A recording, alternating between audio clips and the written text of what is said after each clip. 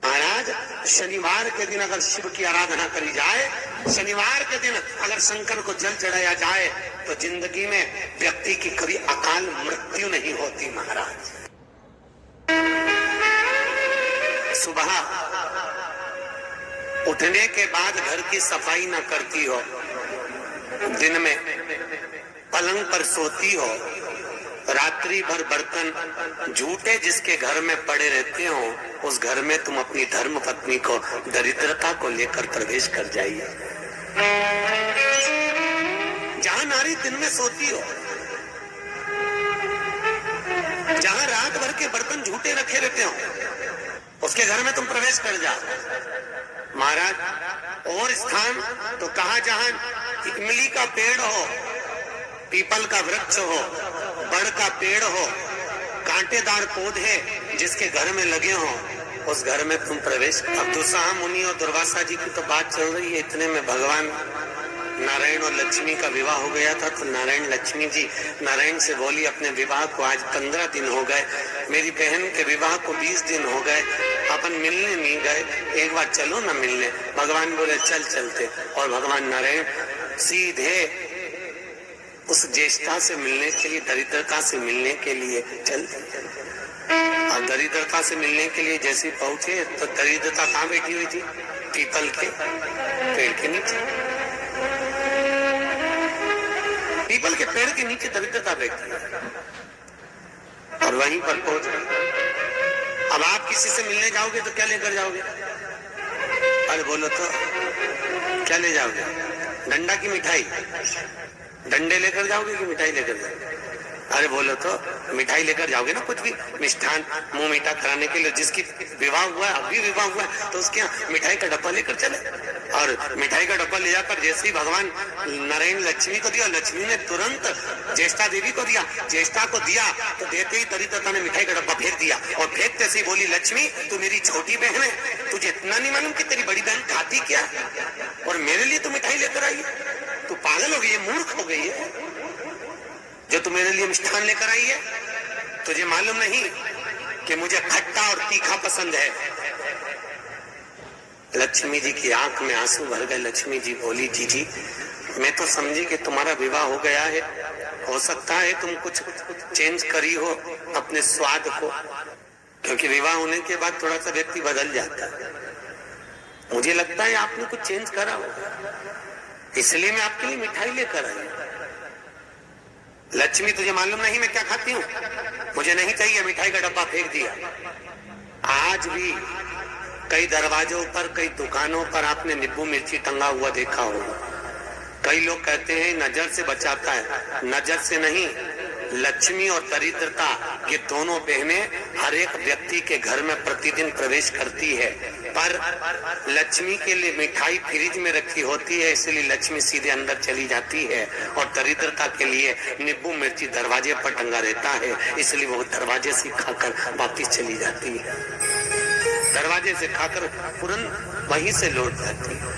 कई लोग कहते हैं नजर के लिए, नजर के लिए नहीं, दरिद्रता हमारे यहाँ प्रवेश ना करे, ज्येष्ठता हमारे यहाँ प्रवेश ना करे, इसलिए नींबू और मिर्ची को दरवाजे पर बांधा जाता है। पर कई लोगों को नहीं मालूम, तो वो कहते नजर से बचाता। नजर से नहीं, दरिद्रता का प्रवेश ना हो। अगर दरिद्रता हमारे घर में प्रवेश कर रही है तो वो दरवाजे से भोजन कर कर निकल जावे, हमारे घर के अंदर प्रवेश ना करे। इसलिए हिंदू धर्म की रीति आज भी घर के अंदर नींबू और मिर्ची को एक ही डलिया में नहीं रखा जाता। अगर नींबू और मिर्ची एक ही डलिया में रखे रहते हैं तो उस घर में दरिद्रता का निवास होता, दरिद्रता का प्रवेश। हमारे यहाँ 3 चीजें बेटी की विदाई में नहीं दी जाती, आप लोगों को मालूम है। एक झाड़ू, अरे बोलो तो सही है कि गलत है? एक झाड़ू बेटी की विदाई में नहीं देते। एक चलनी छानने की बेटी की विदाई में नहीं देते, और एक अचार की बरनी बेटी की विदाई में नहीं देते। ये 3 चीजें नहीं देते। चलनी भी नहीं देते, झाड़ू भी नहीं देते, कहीं कहीं जगह पर सुई भी नहीं देते। सुई का भी प्रमाण मिलता है, सुई भी नहीं दी।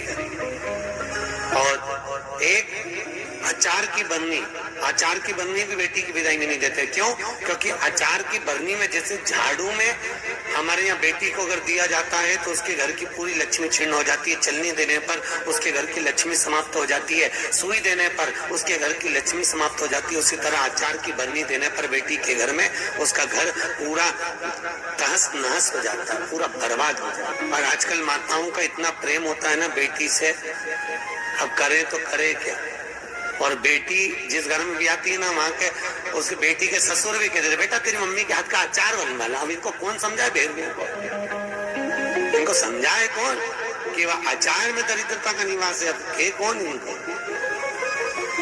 कि खट्टा और तीखा घर में प्रवेश करेगा अगर बहू की यहाँ का, तो उस घर में सुख नहीं रह सकता। चार लोग भी होंगे तो चारों का मुंह बिल्कुल नींबू की तरह खट्टा और वाणी मिर्ची की तरह तीखी रहेगी, चाहे कितना ही प्रयास करे।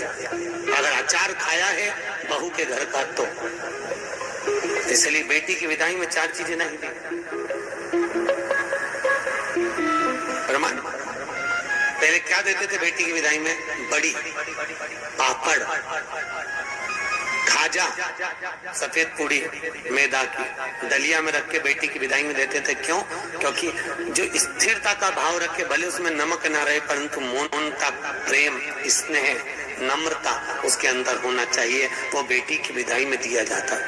और बांस की डलिया में रख कर देते थे जिससे वंश बढ़े, कपड़ा बांध कर देते थे जिससे भक्ति का चीर सदा बना रहे। एक एक चीज का प्रमाण था बेटी की विदाई में देना। अब आज के जमाने में लोग तो जाने नहीं, बस जो आ जाए आन दो, आन दो, आन दो, आन दो, और आ तो गया फिर पचान दो, अब पचाओ, बहुत कठिन है। खाना सरल है पर पचाना कठिन है, बहुत कठिन, सरलता नहीं। बोलो राधे, बहुत कठिन था। तो ये दरिद्रता देवी को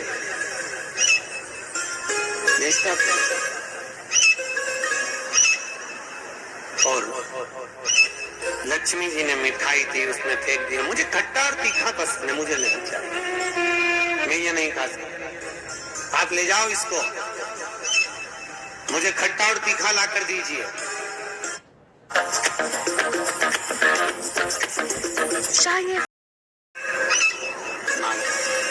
मुझे खट्टा और तीखा चाहिए। समझाया भगवान विष्णु लक्ष्मी जी से कह रहे हैं तेरी बहन को समझाना बहुत कठिन है, तू चल। लक्ष्मी जी जाने लगी, इतने में लक्ष्मी जी ने भगवान नारायण से विनती करी, नारायण ये मेरी बहन दरिद्रता बेटी है पीपल के पेड़ के नीचे, और पीपल के वृक्ष के नीचे मेरी बहन बैठी हुई है। इस पीपल के वृक्ष के नीचे तो ना जाने कितने कितने लोग पूजन करने के लिए आएंगे, ना जाने कितने कितने लोग पूजन करने के लिए पहुंचेंगे, और ये दरिद्रता यहाँ बैठी रहेगी तो दुनिया के लोगों के साथ में तो ये दरिद्रता पीछे पीछे उनके घर चली जाएगी। फिर दुनिया के लोग पीपल के वृक्ष की पूजन नहीं कर पाएंगे। और पद्म पुराण के अंदर लिखा है कि पीपल के वृक्ष के नीचे 52,000 ब्राह्मणों का वासा होता है। फिर पीपल के वृक्ष का प्रमाण क्या? भगवान नारायण बोले सुनो लक्ष्मी, ये पीपल के वृक्ष के नीचे तुम्हारी बहन दरिद्रता निवास कर रही है, पर जिसकी हाथ में या तो माला हो, जल का पात्र होगा, या कुंकू का चोपड़ा होगा, या दिया बाती होगा, जो अपने हाथ में कुछ ना कुछ लेकर आएगी पीपल के वृक्ष की पूजन के लिए और वापिस वो पात्र लेकर जाएगी, उसके पीछे कभी दरिद्रता उसके घर में प्रवेश नहीं करेगी। और जो खाली हाथ पीपल के वृक्ष के नीचे प्रवेश करता है उसके साथ में दरिद्रता उसके साथ पीछे पीछे प्रवेश कर जाती है। और सुनो लक्ष्मी, आज शनिवार का दिन है, जिस दिन मैं इस दरिद्रता से मिलने के लिए लक्ष्मी तेरे साथ में इस पीपल के वृक्ष के नीचे आया हूँ। ज्येष्ठा से मिलने के लिए, तेरी बहन दरिद्रता से मिलने के लिए। शनिवार के दिन अगर कोई भूल से भी इस पीपल के वृक्ष के नीचे आकर नमन करेगा, प्रणाम करेगा, पूजन करेगा, पाठ करेगा, उसको सर्व सुख की अनुभूति प्राप्त हो जाएगी। इसलिए शनिवार का प्रमाण कहा गया। शनिवार की प्रधानता थी। और महाराज, एक रविवार का दिन ऐसा होता है जिस दिन दरिद्रता ने मांगा है अपने सुख के लिए। दरिद्रता देवी कह रही है, महाराज अगर 7 दिन आपके हैं तो एक दिन मुझे दिया जाए मेरे सुख के लिए। दरिद्रता देवी, तो रविवार के दिन इस पीपल के वृक्ष के नीचे ज्येष्ठा तेरी प्रखरता के साथ में तू दुसाह मुनि के साथ इसमें निवास करेगी। केवल हिंदू धर्म में एक ही दिन है जिस दिन पीपल के वृक्ष को उखाड़ा जा सकता है, और वो रविवार का दिन होता है। कौन से दिन? रविवार। शनिवार, मंगल, सोमवार, बुधवार कभी भी आप पीपल के पेड़ को अगर दीवार पे से उखाड़ोगे तो वो पीपल वापस लग जाएगा। पर रविवार के दिन अगर चावल पटक कर पीपल के पेड़ के उखाड़ दोगे तो वहां पर दूसरा पीपल कभी नहीं लग सकता। दूसरी बार लगेगा ही नहीं, चाहे वो दीवार पर क्यों। कई लोग दीवार पे से पीपल जब हेड़ते हैं तो वहां पर केवल चावल पटक दो और रविवार के दिन उसको निकाल दो। एक दिन रविवार का दिन ऐसा होता है जिस दिन दरिद्रता अपने पूर्ण प्रभाव में रहती है। संडे के दिन, रविवार के दिन, रविवार। इसलिए हमारे यहाँ रविवार की महत्वता का भी प्रमाण हमारे यहाँ शास्त्र कहता है। शनिवार को पीपल के पत्ते लाए जाते हैं, और जो व्यक्ति ज्यादा बीमार रहता है उसको रविवार के दिन पीपल के पत्ते की पत्तल बनाकर उसको भोजन कराकर पत्तल को चौराहे पर पटक दिया जाता है, तो वह व्यक्ति बीमारी से छूट जाता है, उसको फिर बीमारी नहीं रहती, रोग मुक्त। जो बहुत ज्यादा बीमार रहते हैं इसलिए शनिवार को पत्ते लाकर रविवार को भोजन कराते पीपल के पत्ते, रविवार को भोजन कराते पीपल के पत्ते। पद्म पुराण में उसका व्याख्यान है। पीपल के पत्ते का प्रमाणित, पीपल के वृक्ष दरिद्रता का निवास हुआ है। तो पूर्णता का भाव कहाँ प्रकट करा? तो भागवत कहती है मनुष्य की पूर्णता कहाँ है? तो मनुष्य की पूर्णता है भगवान के भजन में, भगवान की कथा में, भगवत तात्विक सुख के अंतर्गत भगवान की पूर्णता मानी। पूर्णता बड़ी मुश्किल से मनुष्य देह मिलता है, और उस मानव देह को पाकर भगवत भजन करना बहुत कठिन है। हाथ उठाए हो। नहाने और स्नान में अंतर है। बाथरूम में गए, साबुन लगाया, पानी डाला, इसको कहते हैं नहाना। और स्नान का मतलब क्या है? स्नान का मतलब है हमारे कर्म कांडों में, हमारे शास्त्रों में पंडित कहते हैं स्नान कर कराइए। स्नान का मतलब ये नहीं कि पानी डाला, तालाब में कूद गए, स्नान कर लिया, स्नान वो नहीं है। स्नान का मतलब है मनुष्य के शरीर में 3.5 करोड़ रोम छिद्र होते हैं। कितने? 3.5 करोड़ रोम छिद्र। और एक दिन में जब मनुष्य के मुख से 3.5 करोड़ बार भगवान का नाम निकल जाता है, तब जाकर मनुष्य का स्नान हो पाता है। जो बाथरूम में जाकर पानी कूड़ा वो तो नहाना होगा। स्नान करने से अहंकार घटता है और नहाने से अहंकार बढ़ता है। तुम जितनी बार मुंडा धोगी फेसबाज से, उतनी बार दर्पण में मुंह देखोगी कितनी जोरदार लग रही। फिर मुंह धोगी, फिर अहंकार बढ़ेगा, फिर मुंह धोगी, फिर अहंकार बढ़ेगा। तो नहाने से अहंकार बढ़ता है और स्नान से अहंकार घटता है। भजन करने से अहंकार घटेगा, अभिमान छिन्नित हो जाएगा।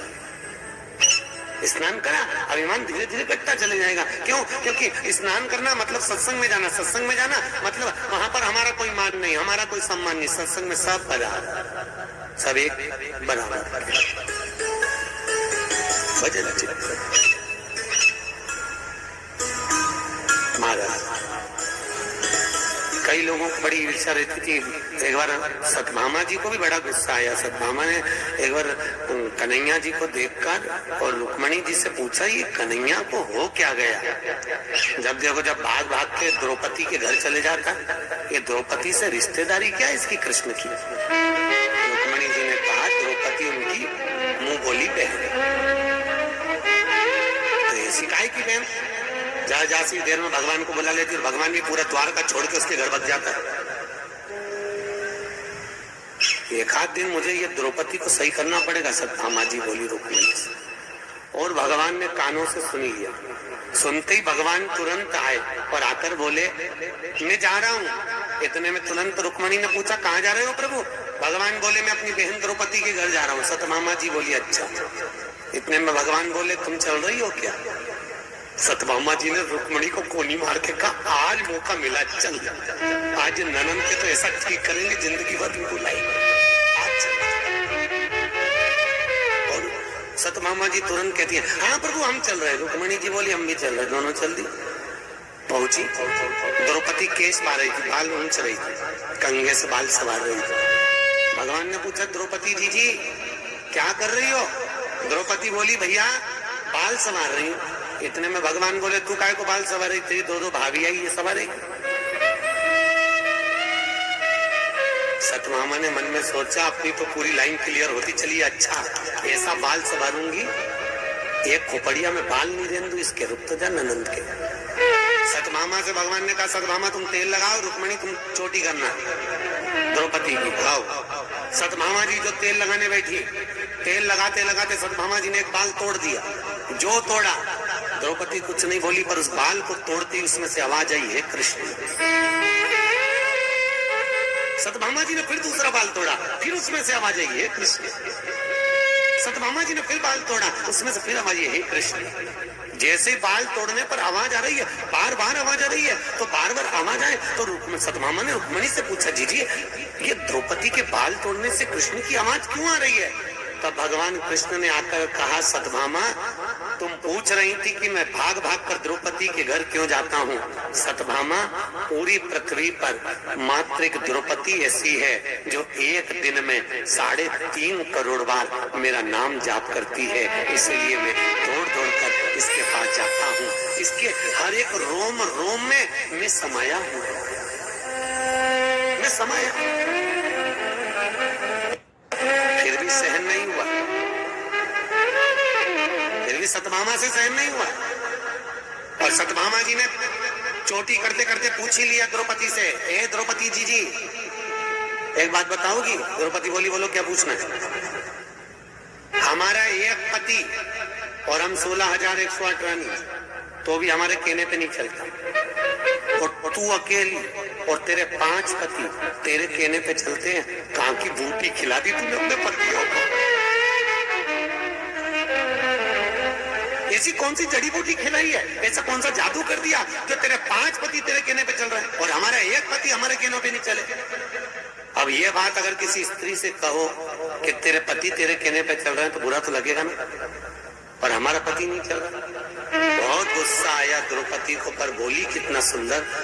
द्रौपदी बोलती है भाभी मेरा कृष्ण भी आपके कहने पर चलता, जैसे आज मेरे 5 पति मेरे कहने पर चल रहे हैं। मेरे 5 पति मेरे कहने पर केवल एक शर्त पर चल रहे हैं। याद करो दीदी, भाभी जब मेरा विवाह हुआ था ना, मैं अर्जुन के साथ में ब्याही थी। अर्जुन मुझे लेकर आए और मेरी सास रोटी बना रही थी। सास रोटी बनाते बनाते अर्जुन ने कह दिया माँ हम देखो क्या लाए हैं, और जैसे ही सास ने पलट कर नहीं देखा और कह दिया 5 बांट लो, और मैं 5 पतियों की पत्नी बन गई। अपना सास का कहना मान लिया, मैंने अपने सास का वाक्य का आदर करा और मैं 5 पतियों की पत्नी बनी। पर भाभी मैंने अपनी सास का सम्मान करा, वन में भी रही तो साथ निभाया, जंगल में भी रही तो साथ निभाया, और आपने कौन सा साथ निभाया भाभी? तुम 16,108 रानियां थी और तुम्हारे सास ससुर देवकी और वसुदेव द्वारका में मिलने के लिए आए थे। 16,108 रानियां तुम अपने अपने कमरे में जाकर सो गई और सास ससुर को हॉल में पटक दिया। अगर एक बहू भी अपना कमरा छोड़कर कह देती मम्मी 2 दिन के लिए आई हो, इसमें ठहर जाओ, पापा इसमें ठहर जाओ, तो सास ससुर का अगर तुम आदर करती, अगर तुम तुम्हारे पति के माता पिता का आदर करती, तो ये पक्का था कि तुम्हारा पति भी तुम्हारे कहने पर चलता। और तुमने अपने पति के माता पिता का आदर नहीं करा, इसलिए तुम्हारे पति भी तुम्हारे कहने पर नहीं चलते। तुम आदर तो करती। भाभी, आज भी वो देवकी वसुदेव हाल में बैठे हैं और सब रानी अपने अपने कमरे में बैठी है। द्वारका गए हो आप लोग? द्वारका गए हो तो द्वारका में जाकर देखना, देवकी और वसुदेव का मंदिर द्वारकाधीश के ठीक सामने, सब रानी अपने अपने भवन में और वो हॉल में पर।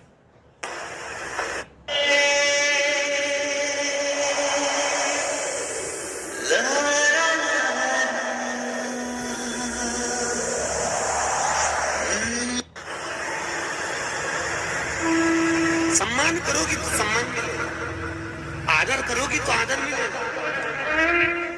आप अगर माता पिता का आदर तो करो, वचन तो निभाओ। जब लड़का और लड़की की शादी होती है ना, तो 7-5 वचन बोलते हैं। इधर बोलते कि नहीं बोलते मालूम नहीं, जोधपुर में बोलते हैं 7-5 ही बोलते कि 14-15 बोलते हैं। अच्छा 7-5, लड़की के 7 और लड़के के 5 वचन। लड़की अपना वचन निभाती है तो वचन में एक वचन दिलवाती है कि तुम मेरे माता पिता का आदर करना, लड़के से दिलवाती है। लड़का कहता है हाँ करूंगा। पर लड़के के 5 वचन में ये वचन नहीं रहता कि तू मेरे माँ बाप का सम्मान करो। क्यों नहीं रहता? लड़की के 7 वचन में लड़की अपने लड़के से वचन दिलवाती है। पंडित बोलता है कि लड़की का एक वचन है कि तुम हमारे माँ बाप का सम्मान करना। लड़के से हुंकारा भरवाया जाता है, लड़के से पूछा जाता है कि तुम लड़की के माँ बाप का सम्मान करोगे? हाँ। और लड़के के 5 वचन में ये वचन नहीं रहता कि तुम मेरे माँ बाप का सम्मान करना।